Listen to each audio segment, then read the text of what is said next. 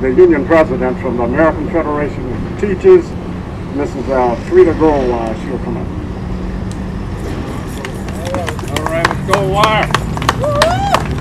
Thank you very much. And I, again with Brett, thank you all for coming out this afternoon. Of course, I represent education, and I know that all of you have heard of No Child Left Behind that Mr. Bush put in some years ago, and we are steadily leaving kids behind. It's one thing to put No Child Left Behind as a mandate, but if you're going to put it out there, then the funding needs to be there as well. When John McCain was asked his position on education, McCain said he wanted smaller class sizes so children could get more one-on-one attention from teachers. McCain said no. They asked McCain that he wanted to make sure all children, especially those from low-income families, have access to high-quality, affordable childhood education. John McCain said no.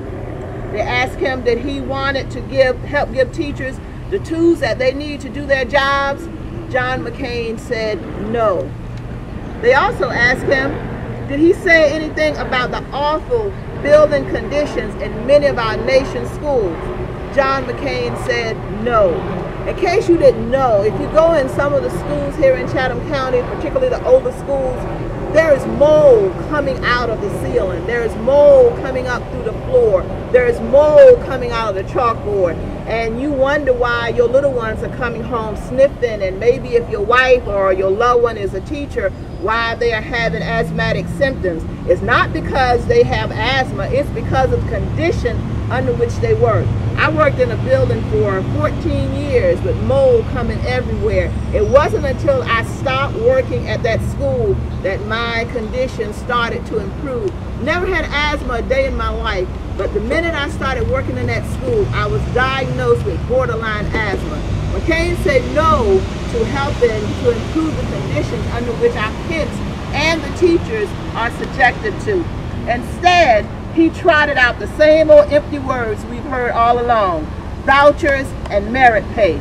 This isn't straight talk. It's the same anti-teacher talk we've been hearing for many years. And let's not judge him by his words. Let's judge him by his actions. He voted against more funding for elementary education.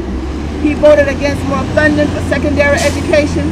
He voted against school modernization. He voted against special education. John McCain isn't a political maverick. He isn't anything new. He is 4 more years of George W. Bush, 4 more years of a man who brought us No Child Left Behind. I ask you, can we afford to have that happen to us? Thank you.